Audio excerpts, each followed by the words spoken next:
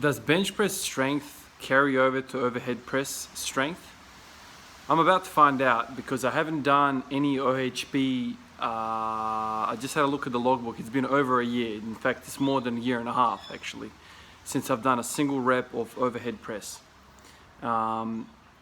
Few years ago, I did a whole stint of overhead pressing and no bench pressing, and I found that there was some carryover between overhead press to the bench press, but I've never done it the other way around. The reason why I gave up the overhead press movement was because, well, I wanted to get really good at the bench press, and I just wanted to smash the bench press. It goes along with some of the other philosophies of mine that I have, which is high specificity. If I want to be good at something, I want to be doing that thing, and that thing mostly. But that doesn't mean I shouldn't do overhead press at all. It's just I have a minimalistic approach to training, and basically OHP never really made it into my programming. But anyway, today I'm going to try and max out on overhead press, and I want to see what it is, right? My bench press currently is sitting at 140 kilos for one rep. My previous all-time best for overhead press is 85 kilos. I think back then, maybe my bench press was 125. I would have to look at the logbook, the training logbook, to see what's up, but 85 was the best I've ever done. So it's going to be really interesting today to see, what number I get. Hopefully I get over 85. That would be really cool. If I get that, then basically my bench press has kind of maintained my overhead press.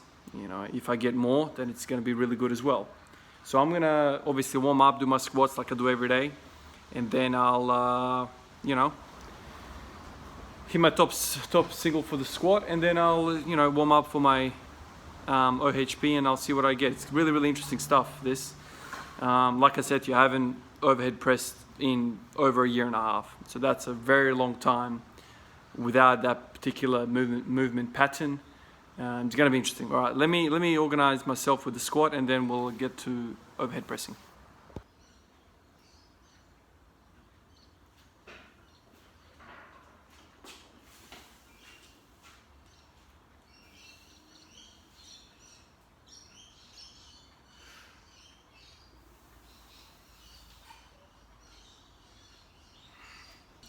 All right, so I've got the bar set up. Let me warm up, and we'll see what it... All right, here we go. Let's warm up.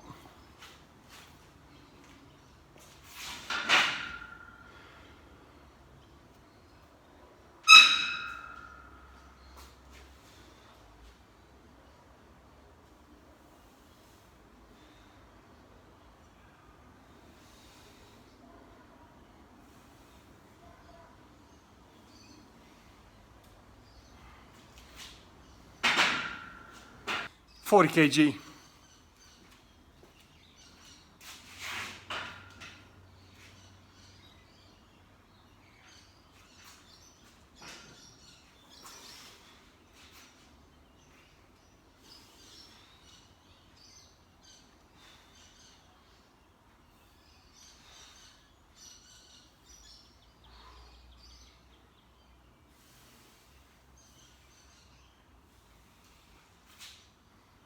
All right, I've got 60 kg on the bar now. I'm gonna cut down the reps a little bit to set myself for the top set. But it's feeling okay, I guess, a little bit awkward, but I'm getting there. All right, let's see how 60 goes.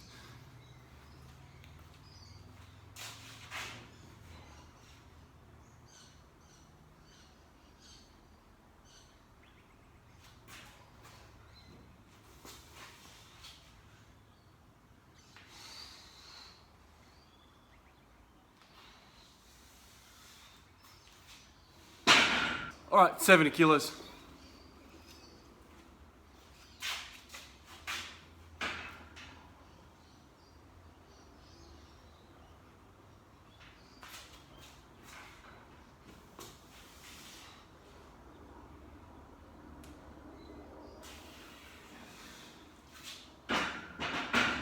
All right, so this is 80 kg, so we're getting into the heavy stuff now. I'm pretty confident I'll get this up, but Feel very unstable overhead. So let's check it out.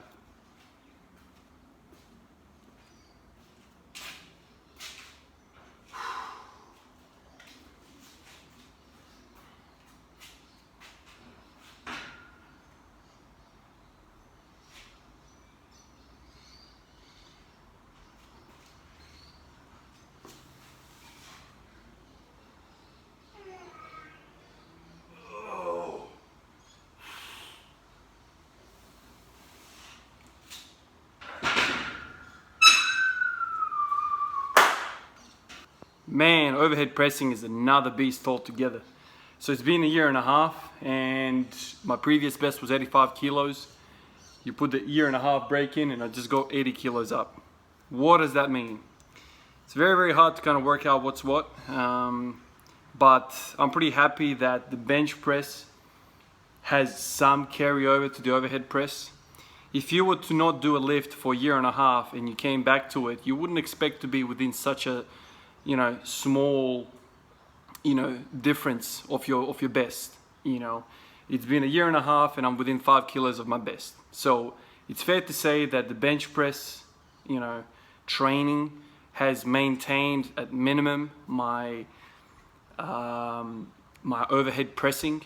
Although, one could argue that there's a whole bunch of neuromuscular stuff going on here as well. When you have such a foreign movement to the body, you could pretty much safely say that there's been pretty severe decay of neuromuscular patterning for my body to this movement. It's a very foreign movement, very, very foreign. So, I guess if I was to, get my nerves and my central nervous system reaccustomed to this movement, maybe, I'm sure that the weight would go up, considerably. But just pure musculature has kind of semi-remembered how to do this. It's fair to say, like if you think about it, like the bench press is a pressing movement, albeit it's a horizontal plane, whereas the overhead press is a vertical plane. There has to be some sort of carryover back and forth. I remember back in the day, people were saying that the overhead press is a better movement because it translates to the bench press much better than in reverse. For me, it's kind of been like, I think it's both equal both ways. I also recall people telling me and hearing it on the web that squatting is by far better than the deadlift because the squat, if your squat goes up, your deadlift will go up. If you flip it the other way around, if your deadlift goes up in training, you don't squat during that period, your squat might not necessarily go up. So it's one of those things when people try and talk about what is the most superior compound exercise of all. People say the squat because of that very thing, because your deadlift will go up as your squat goes up. And the same thing with the overhead press. People put it in the same light as the squat when it comes to upper body training. If you just overhead press train all the time, it's a lot better for your organism as a whole because it translates to all the other movements.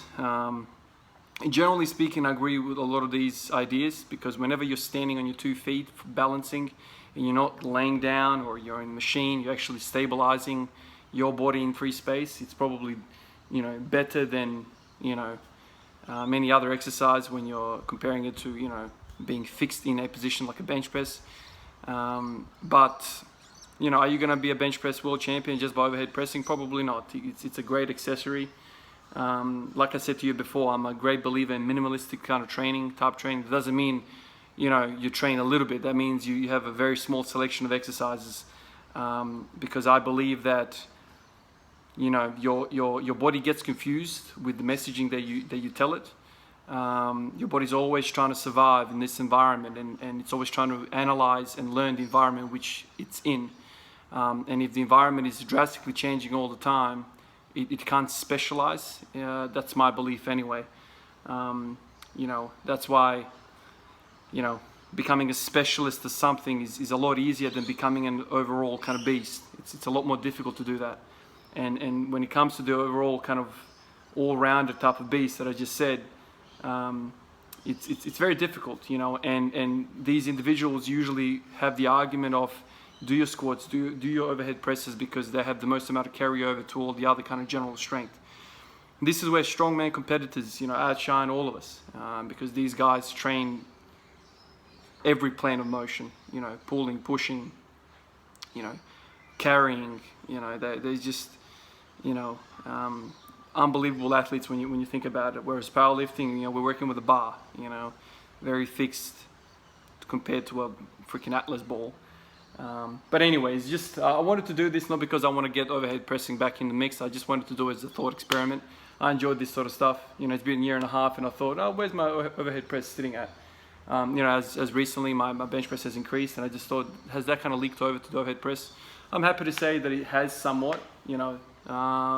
If I came back to you and I said I've got 95 kilos or 100 kilos, on the overhead press, that'd be freaking amazing. I'll definitely say to you that, there's, very, very good transfer of strength, But as today's gone by, I think it's fair to say that there is some, but to what degree, I'm not sure, because there's a whole bunch of other stuff, other variables that you need to, put into play. But yeah, anyway, I hope you found this kind of interesting. I love these type of videos, these type of days where I kind of just experiment, because I feel like you learn the most when you do this sort of stuff, when you experiment things of this nature. Anyway, guys, talk to you next time.